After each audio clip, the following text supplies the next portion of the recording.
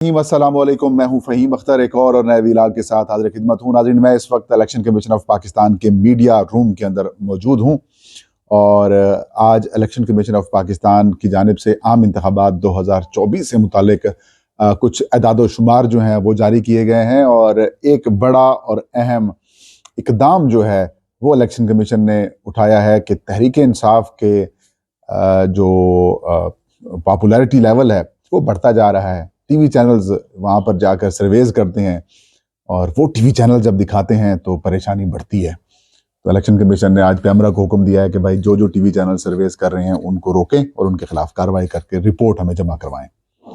ये पाबंदी क्यों लगाई जा रही है, इसके पीछे मुहर्रिकात क्या हैं, वो बताएंगे। और इलेक्शन कमीशन ऑफ पाकिस्तान के जो रिटर्निंग अफसरान, जो कि 859 टोटल हल्के हैं, लेकिन एक हल्के वाला मामला रुका हुआ है, PK-91 खैबर पख्तूनख्वा का हल्का है।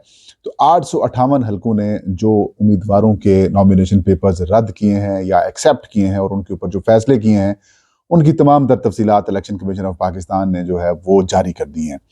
और इंटरेस्टिंग चीज़ ये सामने आई है कि 12.5% से ज़्यादा ऐसे उम्मीदवार हैं जिन्होंने अपने नॉमिनेशन पेपर्स फाइल किए थे जो वक्त दिया गया था, तो उनके नॉमिनेशन पेपर्स रिजेक्ट कर दिए गए हैं। और 90% तहरीक इंसाफ ये दावा कर रही है कि 90% जिन उम्मीदवारों के नॉमिनेशन पेपर्स रद्द किए गए हैं उनका ताल्लुक पाकिस्तान तहरीक इंसाफ से था।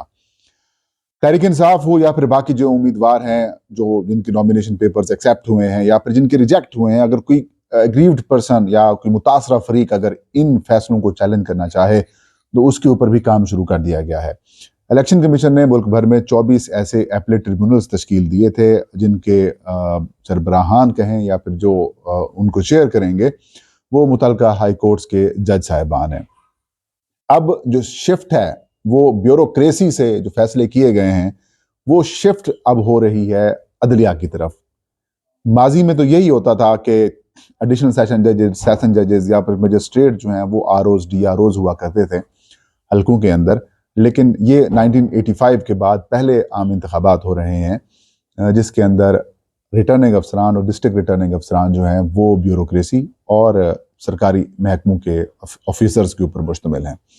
तो अब देखा जाएगा कि जो रिटर्निंग अफसरान ने फैसले किए हैं क्या वो आइन के मुताबिक किए हैं, कानून के मुताबिक किए हैं, या वो दुरुस्त किए हैं या फिर वो प्रेशर में आकर किए हैं। सिंपल परसेप्शन जो है वो यही है कि ब्यूरोक्रेसी को हुक्म आया, रिटर्निंग अफसरान को हुक्म आया कि फलां फलां फलां को रिजेक्ट करना है, उन्होंने कनेक्शंस निकाले, रिपोर्ट्स आई और उसके बाद उनको उड़ा दिया गया। अब अदलिया देखते हैं कि वो इस सारे सूरत हाल के अंदर क्या करती है। मैंने कल एक व्लॉग के अंदर बताया था कि मेरी इलेक्शन कमीशन ऑफ पाकिस्तान के एक अहम दोस्त से बात हुई, तो वो ये दावा फरमा रहे थे कि बलूचिस्तान और सिंध के अंदर अगलों से मुराद आप समझ गए होंगे कि अगलों ने जो एपलेट ट्रिब्यूनल के जजेस हैं उनको भी मैनेज किया हुआ है, लिहाजा जिन जिन के नॉमिनेशन पेपर्स रिजेक्ट किए गए हैं उनके नॉमिनेशन पेपर्स वहां पर भी रिजेक्ट किए जाएंगे। खैर, डिटेल्स आ चुकी हैं और कल या फिर 3 जनवरी तक वहां पर नॉमिनेशन पेपर्स के ऊपर जो ROs के फैसले हैं उनके खिलाफ अपीलें दायर की जाएंगी और फिर इन अपीलों को 10 जनवरी तक निपटाया जाएगा और उसके बाद सारे मामलात होंगे। तो अब देखते हैं क्या फैसले आते हैं। आज इलेक्शन कमीशन ने जो अदाद शुमार जारी किए हैं वो बड़े खौफनाक किस्म के हैं। लगभग 3200 से ज़्यादा ऐसे उम्मीदवारान हैं जिनके नॉमिनेशन पेपर्स रद्द किए गए हैं। इंटरेस्टिंग बात यह थी कि तहरीक इंसाफ ने 25 से 2600 के करीब अपने हर हल्के के अंदर या तमाम हल्कों के अंदर उनको इकट्ठा करें तो एक एक 2-2 3-3 या 4-4 उम्मीदवार जो है वो मैदान में उतारे थे और रख के उन्होंने सिलेक्ट आल किया और फिर उन्हें डिलीट कर दिया, सिलेक्ट आल किया और फिर उनको रिजेक्ट कर दिया। लेकिन बीच में कुछ ऐसे उम्मीदवार आने हैं वो बच भी गए हैं। लेकिन आज तहरीक इंसाफ के लोग ये कह रहे हैं कि 90% से ज्यादा हमारे उम्मीदवार हैं जिनको बिल्कुल फारिग कर दिया गया। 150 से ऊपर ऐसे हैं जो उम्मीदवार जो कि साबिक हुकूमत के दौर में या जो साबिका असम्बली जो थी उसके अंदर वो बतौर MP या फिर MNA मौजूद थे, उनके नॉमिनेशन पेपर्स रिजेक्ट किए गए हैं। खैर, ये एक बड़ी इंटरेस्टिंग मामला है।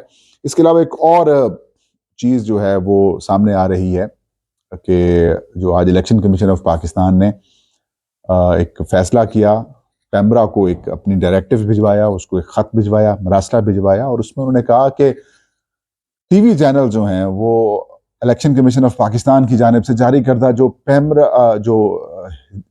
जो ज़ाब्ता इखलाक है मीडिया के लिए, नेशनल मीडिया के लिए, उसकी वो खिलाफ वर्जी का मुर्तकिब हो रहा है। इलेक्शन कमीशन ने कहा कि 29 दिसंबर को हमने अपना जो एक नोटिफिकेशन है वो जारी किया और उसमें तमाम नेशनल मीडिया को ये ज़ाब्ता इखलाक भिजवाया गया कि आप सर्वेज नहीं करने, क्योंकि आप सर्वेज कराएंगे तो इससे वोटर्स जो हैं वो मुतासिर होंगे। और ये जो पाबंदी है सर्वेस कराने की, ये टीवी चैनल्स के अलावा नाज़रीन, वो जो सोशल मीडिया के ऊपर जो लोग ये काम कर रहे हैं, जिनको शैतानी मीडिया भी कहा जा रहा है आजकल, तो वो उनके लिए भी है। तो इलेक्शन कमीशन ने चेयरमैन पैमरा को हुक्म दिया है कि भाई सर्वेज रुकवाएं और फौरी तौर के ऊपर इन तमाम टीवी चैनल्स के खिलाफ कार्रवाई करें और हमें रिपोर्ट फराहम करें। क्यों? ये कौन सा इलेक्शन हो रहे हैं भाई? इलेक्शन कमीशन ऑफ पाकिस्तान को तकलीफ शुरू हो गई है। ये कौन से इलेक्शंस हो रहे हैं? हाँ, आप यूं कह सकते हैं कि भाई आप वोटर से नहीं पूछेंगे कि पोल डे के करीब आप नहीं पूछेंगे कि आप किसको वोट डालने जा रहे हैं या किसको वोट डाल के आप आए हैं, वो आप बेशक ना पूछें, लेकिन पहले तो आप परसेप्शन पूछ सकते हैं। दुनिया भर के अंदर इसकी कोई ममानियत नहीं है, दुनिया भर में इसकी कोई पाबंदी नहीं है कि आप मतलब वो एग्जिट पोल्स भी जारी कर देते हैं, प्री इलेक्शन जो पोल्स होते हैं वो भी हो जाते हैं। तो मतलब दुनिया भर के अंदर जितनी भी डेमोक्रेसीज हैं वहां पर ये सब कुछ अलाउ है। आपने ये क्या हरकत, मतलब आपसे अब ये चीज भी बर्दाश्त नहीं हो रही कि समा टीवी जो कि अलीम खान साहब के वो मालिक हैं, उनके इस्तेकाम पाकिस्तान पार्टी के वो सरबराह हैं, उनके चैनल के ऊपर एक मुनीब फारूक साहब प्रोग्राम करते हैं और उसके अंदर भी तहरीक इंसाफ को वोट ज्यादा पड़ने की बात आती है। नवाज शरीफ की गेम नहीं बन पा रही। 2-4 चैनल्स और भी ऐसा काम करते हैं तो वहां पर भी आपको नहीं मतलब नून लीग को फेवर नहीं हो पा रही और पीटीआई वहां पर भी जीत रही है, तो आप अनोखे काम शुरू कर दिए। इलेक्शंस करवाओ, आप साफ शफाफ मुनसफाना इलेक्शंस कराओ, आपकी बुनियादी जिम्मेदारी है। देखें, इलेक्शन कमीशन ऑफ, मैं जो समझता हूं कि पहले भी एक बात की थी एक जगह के ऊपर कि मैं ये समझता हूं कि मौजूदा जो इलेक्शन कमिश्नर है या चीफ इलेक्शन कमिश्नर और मौजूदा मेंबरान है, इनके हाथों में इंतखाबात वाली लकीर ही नहीं है। इनके हाथों में इंतखाबात वाली लकीर ही नहीं है, क्योंकि इस्लामाबाद के बल्दियाती इंतखाबात हाई कोर्ट ने हुक्म दिया इलेक्शन करवाओ, अगले दिन इलेक्शन करवाओ। इलेक्शन कमीशन ने कहा कि नहीं, हमारी तो तैयारी नहीं है। वोटर पहुंच गए, पोलिंग स्टेशन के बाद कमीशन भाग गया, कमीशन का बंदा कोई नहीं पहुंचा। फिर इसी जस्टिस आमिर फरूक साहब जो कि chief justice Islamabad high court ने, उन्होंने हुक्म दिया कि 3 महीने के अंदर इलेक्शन करवाओ। फिर इलेक्शन कमीशन भाग गया।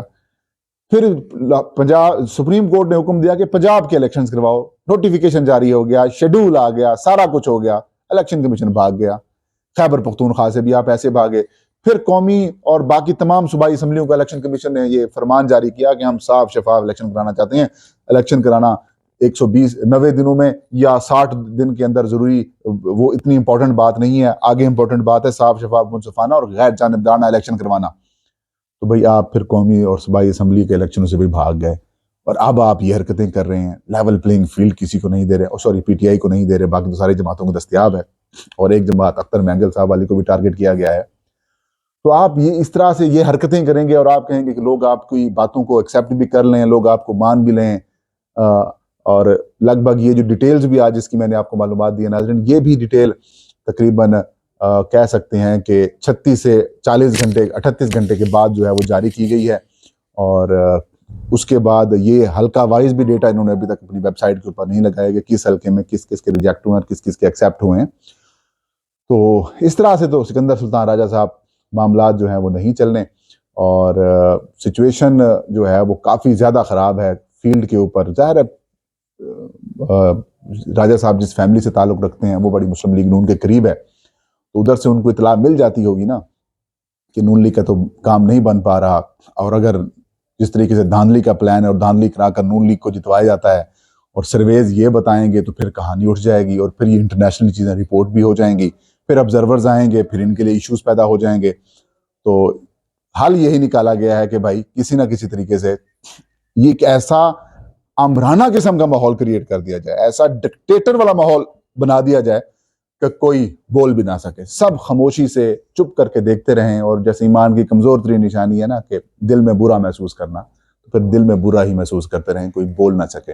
अब अवाम के ऊपर तो आप जोर लगा रहे हैं कि ना करें, अब अवाम खुद बताना शुरू कर दे सोशल मीडिया के ऊपर, ट्विटर के ऊपर, फेसबुक के ऊपर या यूट्यूब के ऊपर जवाब लेना, अपना कमेंट्स करना शुरू कर दे और खुद पोस्ट करना शुरू कर दे। फिर आप किस तरह रोकेंगे? ये काम ना करें, जो आपके काम है आप वो करें। मैं हैरान हूं कि अन्य 75 डस्का के अंदर यही चीफ इलेक्शन कमिश्नर थे जिसने किसी ऑफिसर को नहीं छोड़ा, सबकी तबाही निकाल दी। और मैं ये समझ रहा था यार ये तो बड़ा जबरदस्त आदमी है यार, लेकिन बाद में पता चला था वो सिर्फ नून लीग के हक में था। मतलब वो इलेक्शन कमीशन जिसमें आरओ अपने को हटा दिया, डीआरओ की मां बहने कर दी उन्होंने, बाकी ऑफिसरों की ऐसी की तैसी फेरी, सियासतदानों को नहीं छोड़ा, डिसिप्लिनरी एक्शन लिए गए, सारी कार्रवाइयां की गई, पीटा लगा दिया। और इधर पुलिस उठा उठा के तजवीज कुनंदगान, ताइद कुनंदगान उम्मीदवार को लेके जा रही है। आरओ के दफ्तर को उन्होंने बनाया हुआ है कि ये बॉर्डर है। इधर खामोशी बैठी हुई है, खामोशी छाई हुई है, और इनकी रूह पता नहीं नेपाल चली गई है, या पता नहीं इनकी रूह अमेरिका में चली गई है, या फिर चेक करेंगे जाती उम्र में ना बैठी हुई हो, क्योंकि बिल्कुल खामोशी है, हु का आलम है। और वही चीजें हो रही हैं जो मुस्लिम लीग नून पीपल्स पार्टी या फिर ब्यूरोक्रेसी स्पॉन्सर्ड सियासी जमातों को पसंद है। आज का विलाग फहीम अख्तर को इजाजत दीजिए। अल्लाह हम सबका हामी नासिर हो।